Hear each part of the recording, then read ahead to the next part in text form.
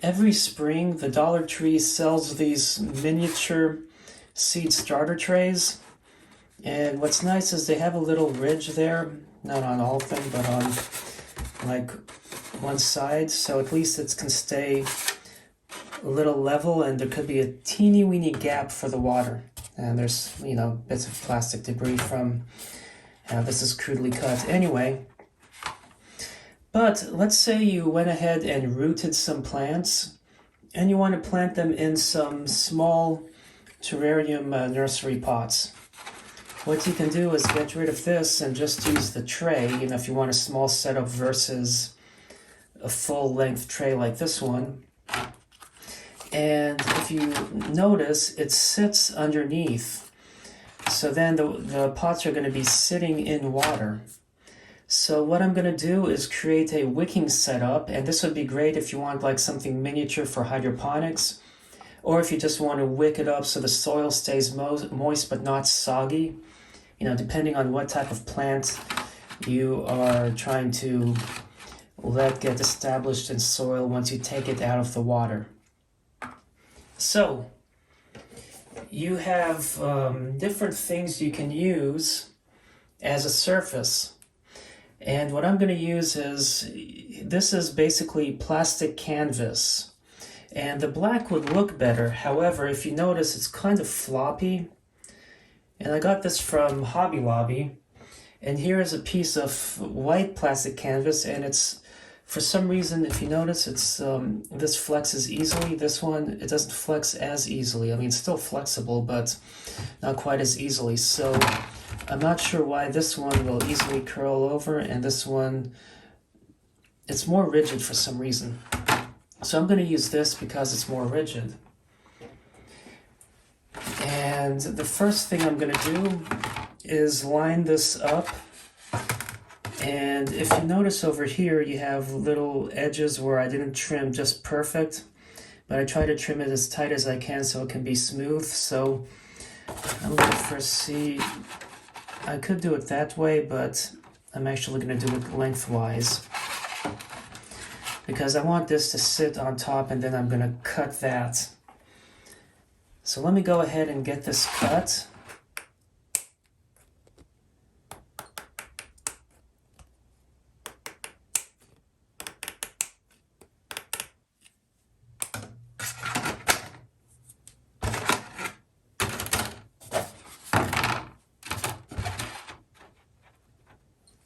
Score. When you look at these nursery pots, they taper, so essentially, it sits inside. It's not like these are the same width, which is great because now I can actually set these in here evenly spaced. I'm not going to have these sitting on top, wicking through, even though that is a possibility actually. But what I'm going to do is toss that aside for the time being and try to get these evenly spaced where I make the cuts. I got a box cutter, if that would help, and my snips, which are just some plant pruners, but they're thin, so these child scissors are blunt, and I have pointed ones I can use, but I think this might work adequately. So what I'm going to do is 1, 2, 3, 4, and 1, 2, 3. So right here, and it does work. Great.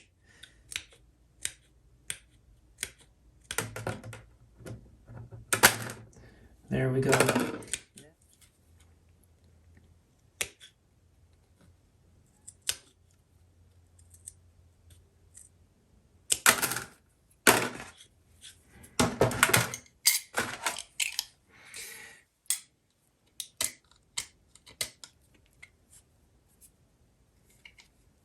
Okay, so I went ahead and got all 6 squares cut. After you get it started, it's so easy. You don't have to do as much counting, and you just mirror the other cells. But one thing I did was I learned that I can just trim closer with this, and then just with this versus the shears, or I mean the box cutter, get it moisture in better, but I did get a little carried away. Being the perfectionist that I am, I'm going to have to start over, but I'll just worry about that later. We are not really done with this project yet, but at least I can see how it turns out. And that turns out really nice. So now what I'm going to do is create a system to keep this piece from sliding around.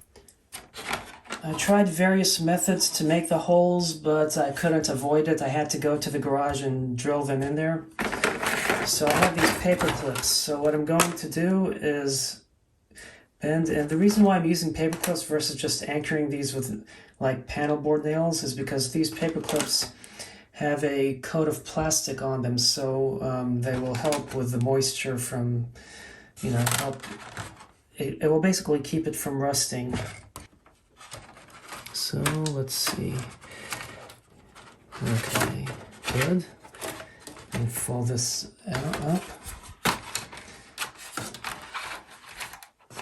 And I could also get carried away and run it down the edges if I wanted to. Okay. There we go. But you see, that is an easy way to put it on and off. So, let's see.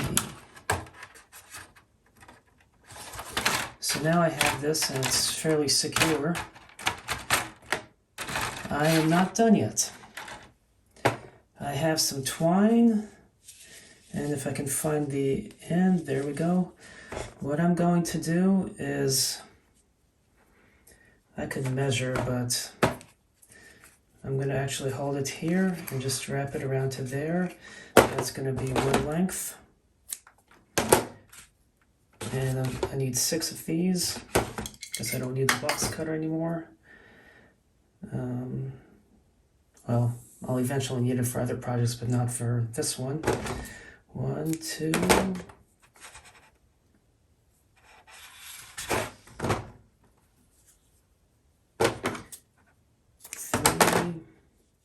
and 6. Okay. So now I can basically run the twine through these holes, and these are small holes, so they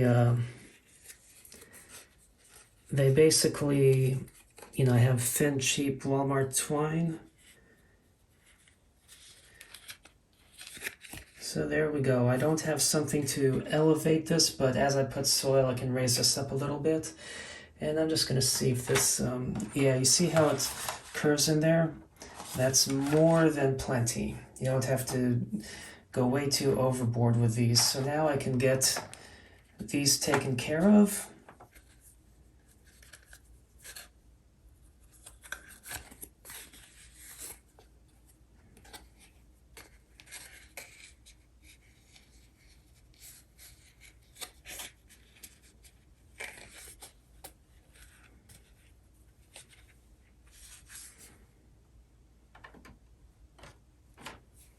So now you can put your own hydroponic media and you can extend this up into it if you wanted to.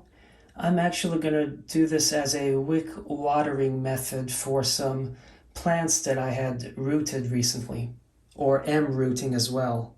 So recollect from several of my previous videos my little 2.5 gallon aquarium that I'm using for plant propagation. And I have a couple African violets which have a lot of new growth, and these will be excellent to put in here. I could set it up, for the Venus Flytraps, put sphagnum moss and everything, but I may do another one like these a little later in the spring for them and then watch them grow and get bigger. If you watch one of my videos from the other day, I have a lot of small leaves. Here, just leaf cuttings embedded in there for Peperomia peppermill. And anyway, so I have these 2 African violet leaves. I have, I think, at least 2 or 3 of these Pilea mollis plants, also known as the moon, friendship moon plant or something like that.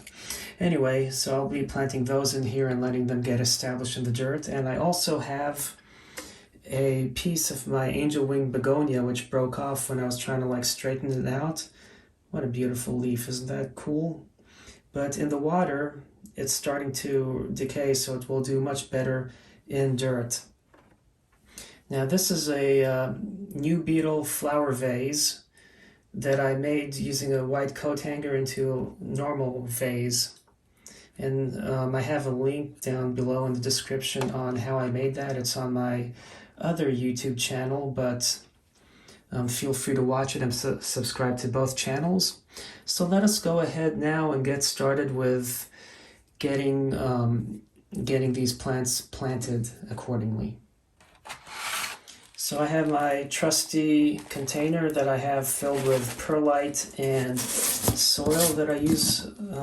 I made it as a succulent soil mix, but it works great for other things as well, especially if they're constantly moist. So you have enough moisture and airiness. So what I'm going to do is start dumping this in here. I'm just going to put a little bit for now and try to find the wick. I may have to use my tongs, and what I'll do is, these are curved, I'm just going to run them under and pull up. And I'm just going to pull it up a little bit. There we go. And I might be able to, yeah, I can pull these up before I add the soil. That's probably preferable. Okay.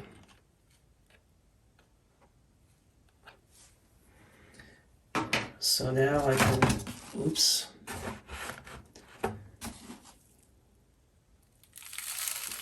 I can add the dirt.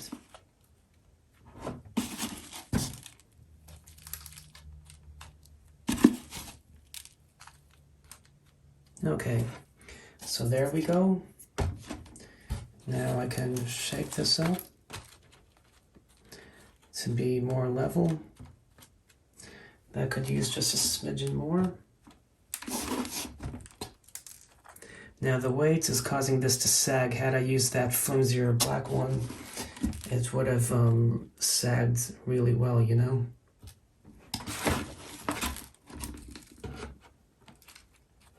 Okay, there we go. I pulled them out, and as you can see, a lot of soil fell inside. So I'm actually going to dump this back so I can save it. Why waste? So anyway, now I can fill up some water in here when I'm done. But let me just dump this in here, and I can actually pull this out. You see, like, leave a gap so it can dump it readily. And I'll eventually dump all this excess or put them in the pots or whatever, but anyway. Now I can commence with actually planting the plants. Okay, so I'm going to go ahead and pour a little bit of water in here. That debris in there is peat moss, not soil. I had it filled with there, and I've just been using this to water. I have a little sand mixed in with peat moss just for granulation from a previous thing. And now I can go ahead and stick these in here, and then, oops, there we go. And I can always add a little more water, but I'm going to actually water from the top as well, because the soil is really dry. Oops, one piece stuck there, okay. But before I water from the top, I'm going to go ahead and start planting. So now I have the Pilea. Let's see, this has teeny weeny rootlets. This one has rootlets, good roots. And that one starting to root. And this one has nice developed roots. So those would be 4. Actually, these 2 should probably stay in here a little longer. I had these on a windowsill, and you know, they seem to be happy there. I'll take them off the windowsill at night because it's winter, so they don't freeze to death, and it's a west-facing windowsill. So now I have these two that have a good root structure. So should then extend the root system. This one has a lot of nice plantlets on it too, and you can actually grab the root and shove that in there, and then I don't want to really bury the seedlings, but it's hard not to. And then this one has just mostly roots, so I can actually take the roots and shove it in there, trying not to do much damage to them. Actually, there we go.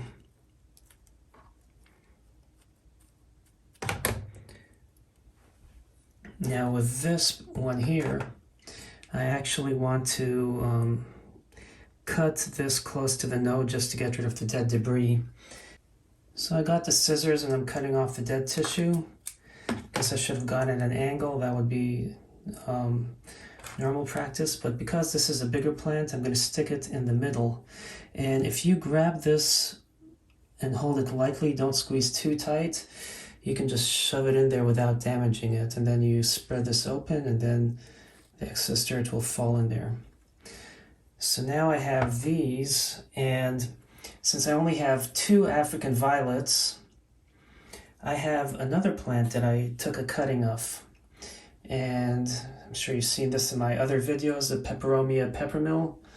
I just love the leaf structure of this plant. And I have choices. I can cut it from there or from the stem. It supposedly roots faster from the leaf node or close to the leaf, so I'm just going to cut it there. And then holding this gently, you can actually cut it in half and half too, but with the soil I want to make sure I'm going to get a good rooting.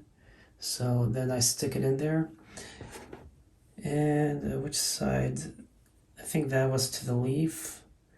I don't know if these by themselves root or not, but just in case they do, actually, since I don't know which side is which 100%, I'm just going to bury it and we'll see if something ever pops up there. So now let me get the African violets. Okay, so turning this around, whoops. I'm going to stick the African violets in those areas. I hope the roots haven't gone through the plastic canvas I have underneath this, and it will come out easily, and yes it does. Excellent. Score. Let's show you how well these look. I'm actually going to just keep the, oh, I have 2 little plantlets in there, that's nice. I'm actually going to keep the peat moss that's wrapped around the roots just so I don't damage these little fragile roots. And stick it in there. Oops. Come on, go in. Nice and centered. Excellent. And now the other one, I don't want to get this soil in there because I have a lot of carnivorous plants here too. Well, not a lot, you know, but I have, oops, oh wow. I do have multiple plantlets from one leaf. So I'm just going to stick this in here.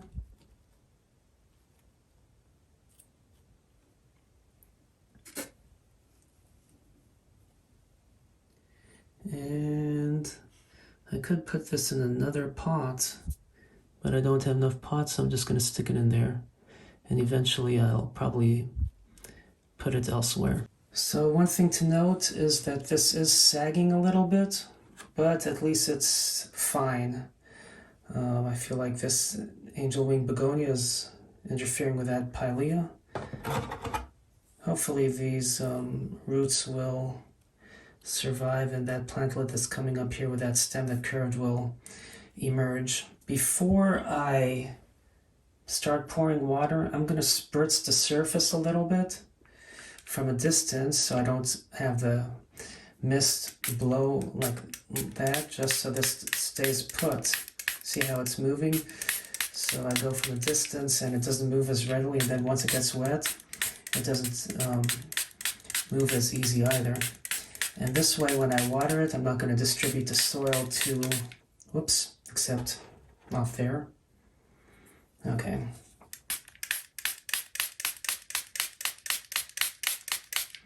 Okay. So now I can pour ever so lightly.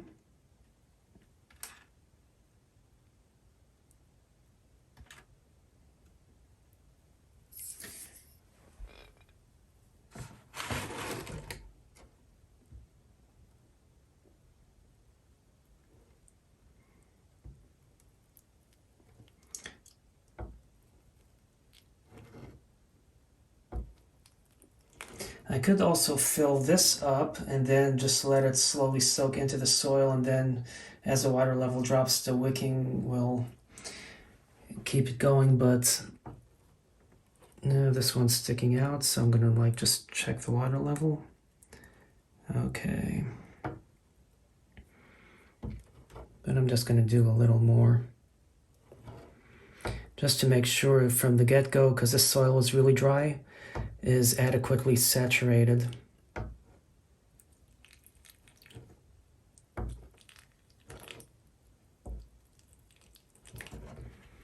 So hopefully these plants that I've rooted and these two that I need to root will survive and grow and flourish under this setup.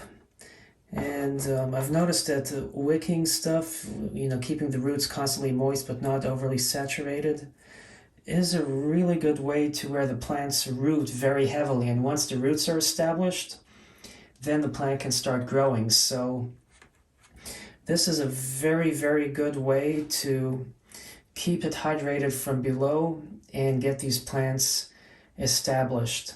And also, if you want to set this up as a hydroponic system, you can. These small 12-unit seed starter trays, when I bought them a few years ago. They were just a tray with this 12 cells. But in more recent years, I've seen them as with a tray, the 12 cells, and a little humidity dome that came with them for the same price, $1 for each one from the Dollar Tree. So keep an eye on those for in the springtime, because these are very, very useful. And I hope you enjoyed this video, found it informative. Hope you have success if you try this out. Thanks for watching, and happy planting.